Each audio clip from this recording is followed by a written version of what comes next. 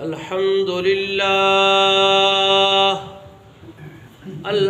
لله نحمده ونستعينه ونستغفره ونؤمن به ونتوكل عليه ونعوذ بالله من شرور أنفسنا ومن سيئات أعمالنا من يهده الله فلا مضل له ومن يضلل فلا هادي له ونشهد أن لا إله إلا الله وحده لا شريك له ونشهد أن سيدنا وسندنا ونبينا ورسولنا محمد عبده ورسوله أما بعد فأعوذ بالله من الشيطان الرجيم بسم الله الرحمن الرحيم يا أيها الذين آمنوا اتقوا الله ولتنظر نفس ما قدمت لغد واتقوا الله إن الله خبير بما تعملون قال النبي صلى الله عليه وسلم الدنيا سجن المؤمن وجنة الكافر أو كما قال عليه الصلاة والسلام الصلاة معراج المؤمنين آمنت بالله صدق الله مولانا العظيم وصدق رسوله النبي الكريم ونحن على ذلك لمن الشاهدين والشاكرين والحمد لله رب العالمين۔ بلند آواز سے سرکار مدینہ راحت قلب و سینہ حضرت محمد رسول اللہ صلی اللہ علیہ وسلم پر نماز والا درود شریف عبادت کی نیت سے پڑھ لیں۔ اللہم صلی علی محمد وعلی آل محمد کما صلیت علی ابراہیم وعلی آل ابراہیم انک حمید مجید۔ اللهم بارك على محمد وعلى آل محمد كما باركت على إبراهيم وعلى آل إبراهيم إنك حميد مجيد۔ يا رب صل وسلم دائما أبدا على حبيبك خير الخلق كلهم۔ میرے انتہائی واجب الاحترام دوستوں اور بزرگوں، ہم سب یہاں نماز عید الفطر ادا کرنے کے لیے آئے ہیں۔ اللہ تبارک و تعالی آپ تمام حضرات کا آنا قبول فرمائے، آپ کی نمازیں، آپ کی تراویح، آپ کے صدقات سب اللہ پاک قبول فرمائے۔ مجھ سمیت ہر ایک بھائی نے آج غسل کیا ہوگا، اپنی وسعت کے مطابق نیا لباس یا اچھا عمدہ لباس آج زیب تن کیا ہے، اور اپنی وسعت کے مطابق خوشبو بھی لگائی۔ نماز عید پڑھنے کے لیے آپ نے یہ تیاری کی، غسل کیا، اچھے کپڑے پہنے، خوشبو لگائی اور مسجد کی طرف آئے۔ یہ تیاری اس لیے کی کہ نماز پڑھنی۔ تو میرے بھائیوں اور دوستوں اور بزرگوں، وہ دن بھی یاد کرو جب آپ کو غسل دیا جائے گا۔ آج تو غسل ہم نے خود کیا، پھر ایک دن ایسا آئے گا کہ ہمیں غسل دیا جائے گا، ہمیں نیا لباس پہنایا جائے گا، ہمیں خوشبو بھی لگائی جائے گی۔ پھر ہماری نماز پڑھی جائے گی، اس کے بعد قبر میں لے جایا جائے گا، قبر میں لے جا کر ہمیں رکھ دیا جائے گا۔ تاجدار مدینہ راحت قلب و سینہ حضرت محمد الرسول اللہ صلی اللہ علیہ وسلم نے ارشاد فرمایا، قبر جنت کے باغوں میں سے ایک باغ ہے یا جہنم کے گڑھوں میں سے ایک گڑھا ہے۔ حضرت عثمان بن عفان امیر المومنین خلیفہ ثالث جب قبرستان جاتے تھے تو اتنا روتے کہ آپ کی آنسوں کی وجہ سے آپ کی ریش مبارک تر ہو جاتی۔ کسی نے پوچھا حضرت عثمان رضی اللہ تعالیٰ عنہ سے کہ آپ جنت کے تذکرے پہ اتنا نہیں روتے، جہنم کے تذکرے پہ آپ اتنا نہیں روتے، لیکن جب آپ قبرستان آتے ہیں قبر پر آپ بڑا روتے ہیں، اس کی کیا وجہ ہے؟ حضرت عثمان رضی اللہ تعالیٰ عنہ نے ارشاد فرمایا کہ میں قبرستان آ کر کے اس لیے زیادہ روتا ہوں کہ قبر جنت کے باغوں میں سے ایک باغ ہے یا جہنم کے گڑھوں میں سے ایک گڑھا ہے، اگر یہاں سے کامیاب ہو گیا تو اگلی منزلیں آسان ہو جائیں گی، ورنہ بڑا مشکل کام ہو جائے گا۔ قبر ہر اس بندے کا استقبال کرتی ہے جو نیک اعمال کرتا ہے، اللہ کو راضی کرتا ہے۔ قبر کہتی ہے اے آنے والے تیرا آنا مبارک ہے، میں ترس رہی تھی کہ کب تو میرے پاس آئے گا۔ اس کا استقبال کر اور مومن کی قبر کو اللہ کشادہ کر دیتے ہیں، جنت سے کھڑکی کھول دی جاتی ہے، جنت کی ہوائیں آتی ہیں۔ جو نیک اعمال کرتا ہے، جو حافظ قرآن ہوتا ہے، اس کی میت کو مٹی نہیں کھاتی، انبیاء کرام علیہ السلام کی کو بھی نہیں کھاتی، اور مومن جو نیک اعمال کرتا ہے، حافظ قرآن ہے، جس نے اللہ کو راضی کیا ہے، تو جنت قبر اس کا استقبال کرتی ہے کہ تیرا آنا مبارک ہے، تو بڑا ہی خوش نصیب ہے، میں ترس رہی تھی کہ تب میرے اوپر آئے گا۔ تو جو برے اعمال کرتے ہیں، رب کائنات کو ناراض کرتے ہیں، خالق کائنات کو ناخوش کرتے ہیں، جو لوگ اپنی من چاہی زندگی گزار رہے ہیں، ایک زندگی ہے رب چاہی، ایک زندگی ہے من چاہی۔ ابھی مولانا صاحب فرما رہے تھے کہ نفس من چاہی زندگی کو نہیں گزارنا، رب چاہی زندگی کو گزارنا ہے۔ اللہ نے حکم دیا افطار کر لو، افطار کر لیا۔ اللہ نے حکم دیا سحری کا، سحری کھا لی۔ اللہ نے حکم دیا اب روزے ختم، اب آزاد ہو تم۔ خوشی کا دن اللہ نے نصیب فرمایا۔ آج کے دن روزہ رکھنا شیطان کا کام ہے، آج کے دن روزہ رکھنا شیطان کا کام ہے۔ کیوں؟ اللہ کا حکم ہے کہ آج کے دن روزہ نہیں رکھنا۔ ہم اللہ کے حکم کے پابند ہیں، ہم رسول اللہ صلی اللہ علیہ وسلم کے احکامات کے پابند ہیں۔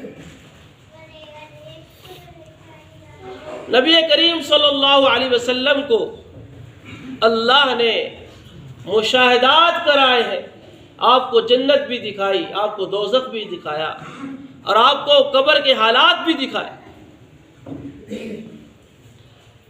اللہ کے رسول صلی اللہ علیہ وسلم ارشاد فرماتے ہیں اگر تمہیں قبر کے حالات بتلا دی جائے، دکھلا دیا جائے، تمہارا دنیا میں جینا محال ہو جائے گا۔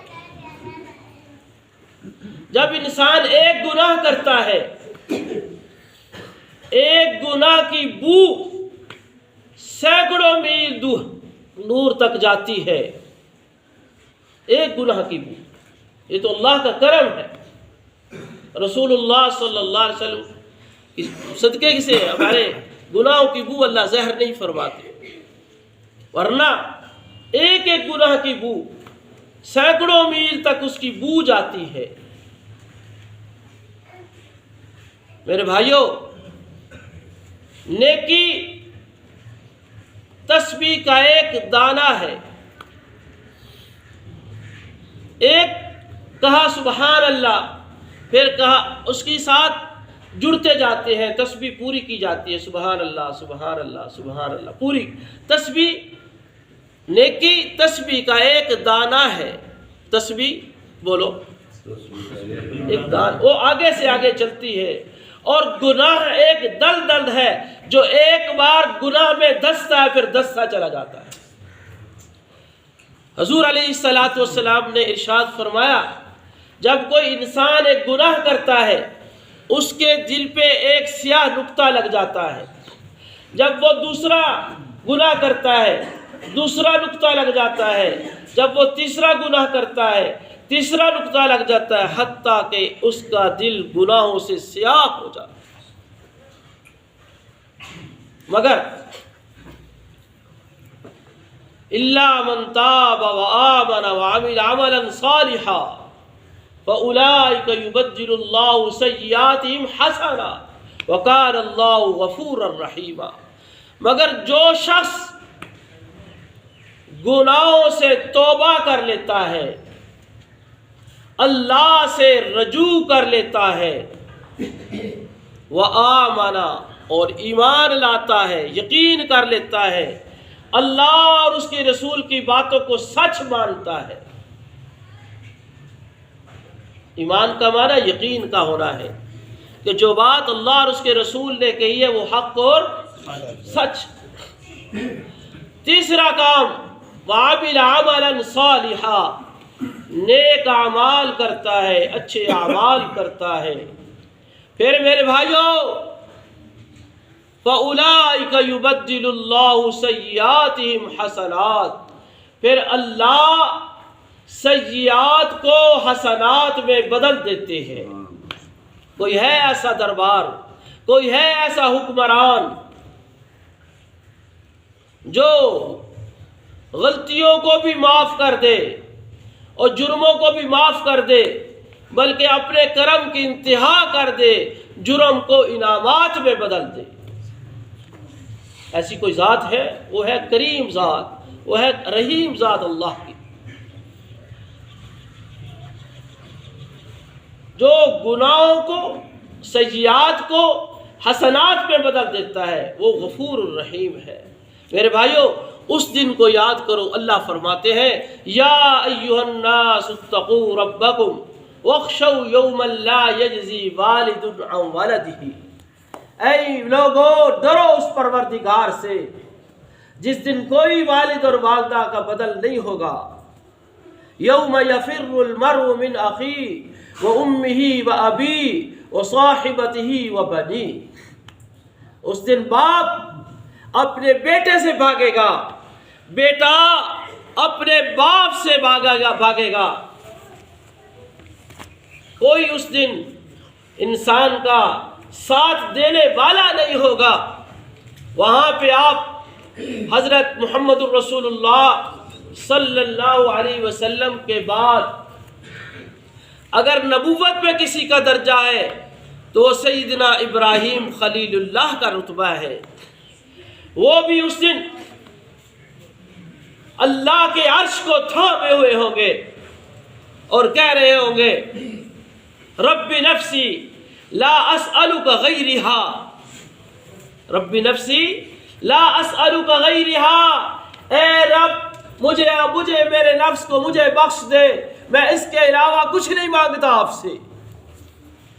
اور میرے بھائیو اس دربار میں تو اس دن سارے مانگ رہے ہوں گے، اللہ کے سامنے رب نفسی پکار رہے ہوں گے، وہاں پر میری اور آپ کی کیا حیثیت ہوگی؟ سوچئے ذرا، میرے اور آپ کے اعمال کتنے اچھے ہیں۔ نبی کریم صلی اللہ علیہ وسلم نے ارشاد فرمایا، جس شخص نے زندگی میں 2 رکعت نماز ایسے پڑھی کہ اس سے اللہ کے علاوہ کبھی کسی اور کا خیال ہی نہیں آیا، تو اس کی بخش کے لیے وہ 2 رکعت ہی کافی۔ اب سوچئے کہ کیا میں نے اپنی زندگی کے اندر ایسی 2 رکعتیں پڑھی ہیں کہ مجھے وسوسے نہ آئے ہو، مجھے کسی غیر کا خیال نہ آیا ہو؟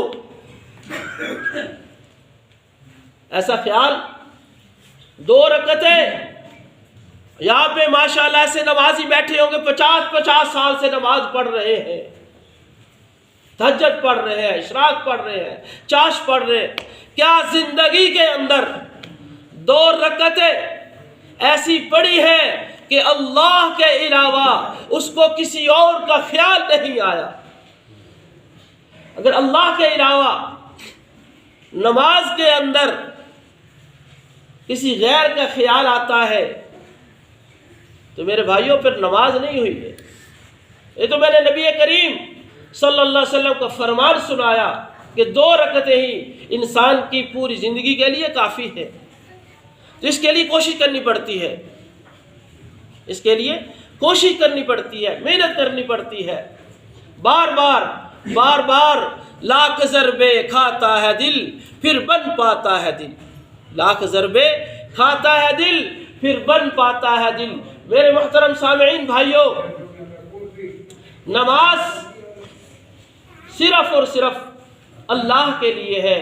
قل ان صلاتی ونسکی ومحیای ومماتی للہ رب العالمین، میری نماز، میری زندگی، میری قربانی، میری موت، میری حیات کس کے لیے ہے؟ رب العالمین کے لیے۔ میرے بھائیوں، اللہ کا قرآن کہتا ہے آج ہم گناہ بیٹے سے چھپ کر کرتے ہیں، آج ہم گناہ اپنے باپ سے چھپ کر کرتے ہیں، آج ہم گناہ تنہائی میں کرتے ہیں، سمجھتے ہیں کہ شاید ہمیں کوئی نہیں دیکھ رہا۔ جو بات میرے دل میں ہے میرے ساتھی کو نہیں پتا، میرے نمازی کو نہیں پتا، میرے بھائی کو نہیں پتا، میرے دوست کو نہیں پتا، میرے بیوی کو نہیں پتا۔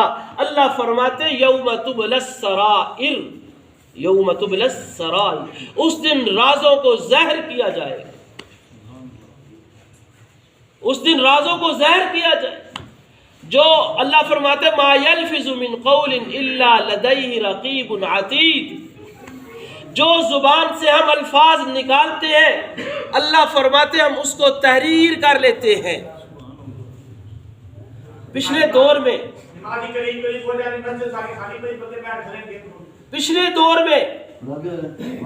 تھوڑا سا آگے ہو جاؤ، یوم تبلی السرائر ما یلفظ من قول الا لدیہ رقیب عتید۔ پچھلے دور میں یہ بات سمجھ سے بالا در تھی کہ میں بولتا ہوں ما یلفظ من قول الا لدیہ رقیب عتید، میں بولتا ہوں میری زبان سے جو الفاظ نکلتے ہیں یہ کیسے تحریر ہوتے ہیں۔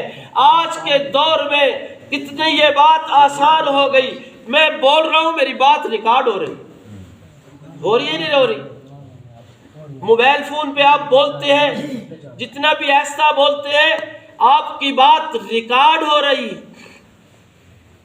تو میرے بھائیوں، یہ میری اور آپ کی ساری باتیں ریکارڈ ہو رہی، کل قیامت والے دن ایک ایک راز کو ظاہر کیا جائے گا۔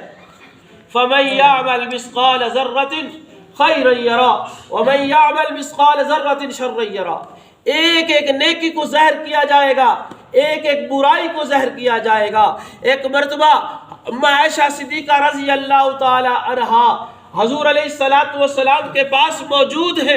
ایک عورت، یہودی عورت مانگنے والی، ان کے گھر میں آتی ہے، سوال کرتی ہے کہ اللہ کے نام کے دے دو۔ آپ کے پاس اس وقت انگور کا ایک دانہ تھا، وہ دانہ آپ نے اس کو دے دیا۔ میرے آقا سے سوال کیا، یا رسول اللہ صلی اللہ علیہ وسلم، کیا اس انگور کے ایک دانے کا بھی کل قیامت والے دن کوئی حساب ہوگا؟ تو نبی کریم صلی اللہ علیہ وسلم نے ارشاد فرمایا، عائشہ تو انگور کے ایک دانے کی بات کر رہی ہے، اس کے اندر جتنے ذرے ہیں ہر ذرے کے بارے میں سوال ہوگا، ایک ایک ذرے کے بارے میں۔ تو ہم کیوں بھول گئے ہیں یہ دنیا کی زندگی کو؟ ہم کیوں بھول گئے ہیں یہ دنیا کی زندگی؟ اللہ فرماتا ہے انما الحیات الدنیا لعب و لہو، یہ دنیا کی زندگی کھیل اور تماشا ہے۔ یہ تو کھیل اور تماشا سارے دن کے لیے نہیں ہوا کرتا، کھیل اور تماشا سارے دن کے لیے نہیں ہوا کرتا، چند لمحے کے لیے، چند گھنٹے کے لیے ہوتا ہے، اس کے بعد کھیل اور تماشا ختم۔ اللہ فرماتا ہے انما الحیات الدنیا لعب و لہو، دنیا کی زندگی کھیل اور تماشا ہے۔ تو اللہ نے جوانی عطا فرمائی ہے، اس جوانی کو اللہ کی عبادت میں لگاؤ۔ اللہ نے صحت عطا فرمائی ہے، اس صحت کو اللہ کی اطاعت میں لگاؤ۔ اللہ نے مال دیا ہے، اس مال کو اللہ کے راستے میں خرچ کرو۔ جب مومن آدمی اللہ کے راستے میں دینا چاہتا ہے تو 70,000 شیاطین اس کے ارد گرد گھیرا دار لیتے ہیں۔ جب وہ جیب میں ہاتھ ڈالتا ہے تو 70,000 شیاطین اس کے پاس آ جاتے ہیں کہ یہ اللہ کے راستے میں نہ دے، یہ مسجد میں نہ دے، یہ مدرسہ میں نہ دے، یہ جہاد میں نہ دے، ہائے مال ختم ہو جائے گا۔ جب یہ اللہ کے راستے میں دے گا اللہ اس پہ خوش ہو جائیں گے، تو اللہ اس کے لیے جنت کا اعلان بھی فرما دیتے ہیں۔ جو اللہ کے راستے میں خرچ کرتا ہے اللہ اس کے بدلے میں جنت عطا فرماتے ہیں۔ تو میرے محترم سامعین، 70,000 شیاطین کے جب وہ ڈالتا ہے ہاتھ تو 70,000 شیاطین کی باچھیں چھیر کر وہ اللہ کے راستے میں دے رہا ہوتا ہے۔ شیطان نہیں چاہتا کہ اللہ کے راستے میں دے۔ تو میرے محترم سامعین، آخری بات عرض کر رہا ہوں، خدا را اللہ نے جوانی دی ہے، جوانی کو اللہ کی عبادت میں لگاؤ۔ اللہ نے صحت دی ہے، اس صحت کو اللہ کی اطاعت میں لگاؤ۔ میرے بھائیو، اللہ نے مال دیا ہے تو اس مال کو اللہ کے راستے میں خرچ کرو۔ اور میرے محترم دوستو، اپنی زندگی کو بدلو۔ آپ نے بڑی محنت کی ہے، آپ نے بڑی پریکٹس کی ہے۔ کتنی پریکٹس کی؟ بھوکے رہے، پیاسے رہے، کھایا کچھ نہیں، وقت برداشت کرتے رہے۔ میرے بھائیو، کس لیے؟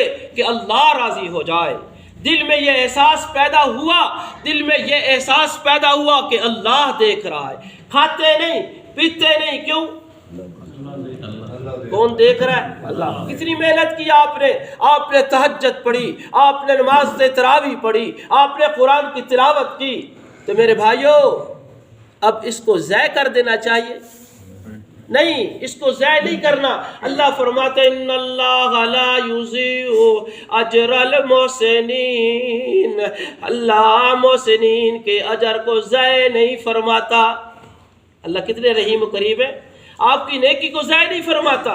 آج سارا مجمع اللہ کے سامنے ایک بار سچے دل سے کہہ دو، اللہم اغفر لی، اے اللہ جو گناہ کر بیٹھے تو معاف کر دے۔ آپ کے کہنے کی دیر ہے، ادھر معاف کرنے میں کوئی دیر نہیں۔ پھر وہ اللہ آپ کے گناہوں کو فَأُولَئِكَ يُبَدِّلُ اللَّهُ سَيِّئَاتِهِمْ حسنات، اللہ سیئات کو حسنات میں بدل دیتے ہیں۔ تو میرے محترم سامعین، اللہ کے دربار میں بیٹھے ہیں، اللہ کے سامنے بیٹھے ہیں، انعام لینے کا دن ہے، اللہ سے انعام لے۔ عید کے بعد جا کر کے کوئی ایسے کام مت کرے جس سے اللہ اور رسول کے رسول ناراض ہو جائے۔ نماز پڑھیں گے نا انشاءاللہ، ذکر کریں گے نا جی سارے بھائی۔ یہ 3 تسبیحات میں بتلا رہا ہوں، ہر مومن بھائی، ہر مسلمان بھائی مرد دم تک ان کلمات کو پڑھتا رہے، اللہ تبارک و تعالیٰ مرنے سے پہلے اس کا مقام دکھا دیں گے۔ بڑا آسان عمل ہے، ایک تسبیح لا الہ الا اللہ محمد الرسول اللہ، ایک تسبیح یہ پڑھنی، ایک تسبیح پڑھنی ہے استغفر اللہ الذی لا الہ الا هو الحی القیوم واتوب الیہ۔ اس کے بعد درود پاک ہے، وہ بڑا درود شریف بھی ایک تسبیح آپ پڑھ سکتے ہیں، چھوٹا درود شریف بھی پڑھ سکتے ہیں، اور میں تو اکثر یہ درود شریف پڑھتا ہوں اللہم صلی علی محمد النبی الامی وعلی آلہ وسلم تسلیما۔ ڈاکٹر عبدالحی صاحب نے لکھا ہے اس درود پاک کے پڑھنے سے حضور علیہ السلام کی زیارت ہوتی ہے۔ تو کوشش کریں گے نا انشاءاللہ۔ 3 تسبیحات کون سی؟ پہلا کلمہ، درود شریف اور استغفار، یہ 3 تسبیحات ہر چھوٹا بڑا مسلمان یہ ضرور پڑھا کرے، پڑھیں گے نا انشاءاللہ۔